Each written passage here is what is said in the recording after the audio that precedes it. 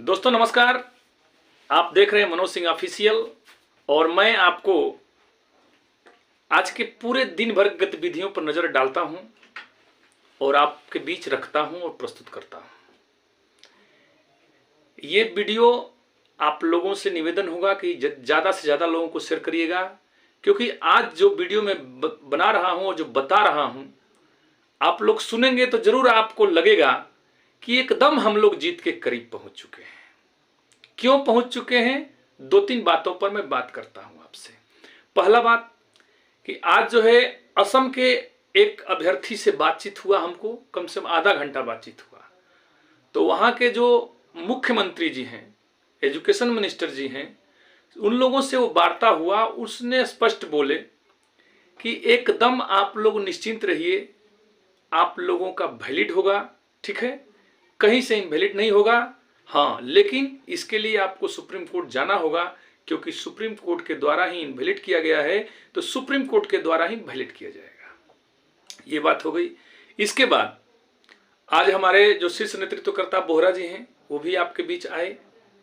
उन्होंने भी पॉजिटिविटी की बात रखी और वो कैसे हुआ ये मैं चर्चा करता हूं। देखिए, राजपत्र 2014 में 9 नंबर परिशिष्ट पर स्पष्ट लिखा है 2 वर्षीय प्रारंभिक डिप्लोमा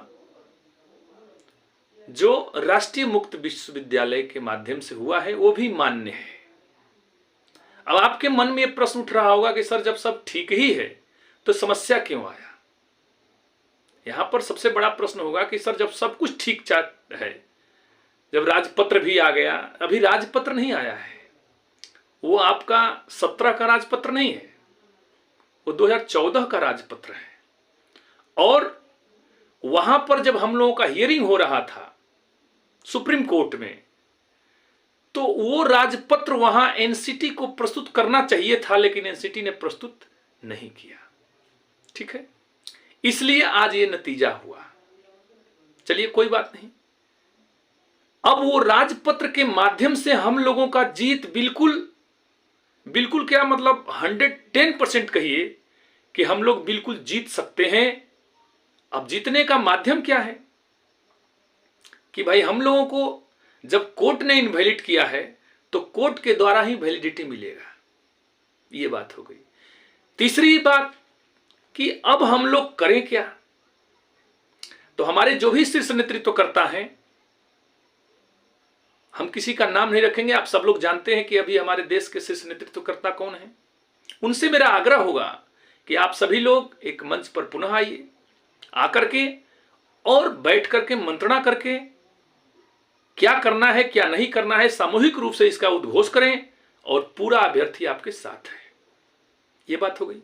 इसके बाद पीएमओ के ऑफिस से जो अखिल भारतीय एनआईएस डीएलएड महासंघ के तरफ से एक साथी जो पीएमओ ऑफिस में लेटर दिए थे, तो उनके द्वारा भी ये बात इंडिकेट हुआ आज कि वहां जो 8 तारीख को उनको बुलाया गया था, तो कहा कि 2 दिन बाद आपको पता चलेगा। तो 2 दिन यानी 10 तारीख हो गया। तो आज ये पता चला कि वो लेटर जो इनके द्वारा दिया गया है तो पीएमओ ऑफिस से एमएचआरडी को सेंड करके जवाब मांगा गया है। तो कहीं ना कहीं जितनी भी बात मैंने बताया ये लगभग सब सकारात्मक पहल है हमारे सभी अभ्यर्थियों का। हम केवल एक व्यक्ति का नाम नहीं लेते हैं, क्योंकि एक व्यक्ति कुछ भी नहीं कर सकता है। संगठन में ताकत होता है।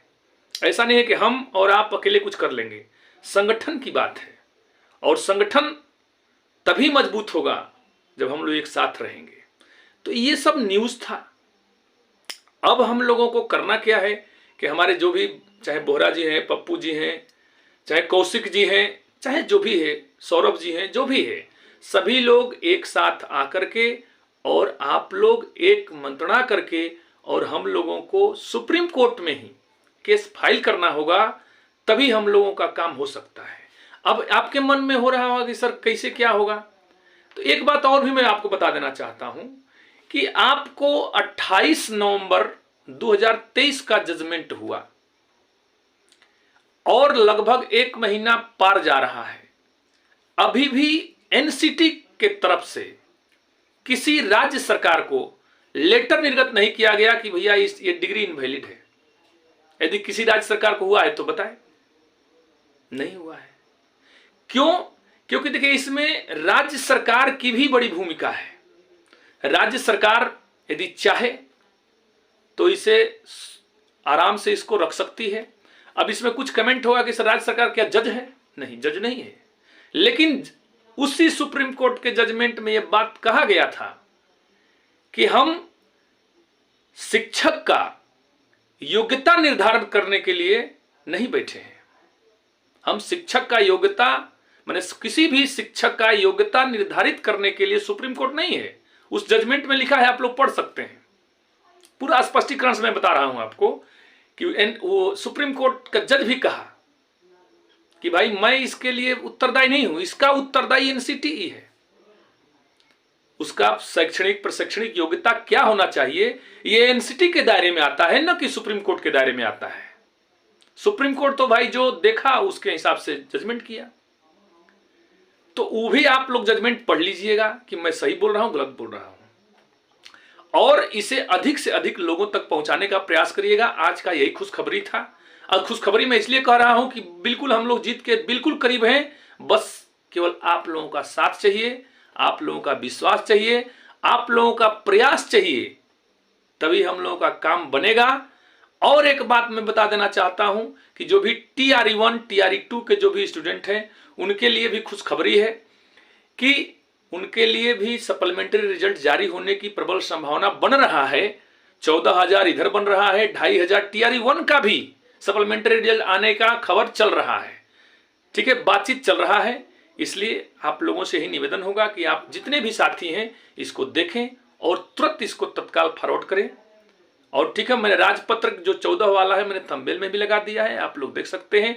और आप लोग देखते जरूर हैं हमारे चैनल को, लेकिन सब्सक्राइब नहीं करते हैं।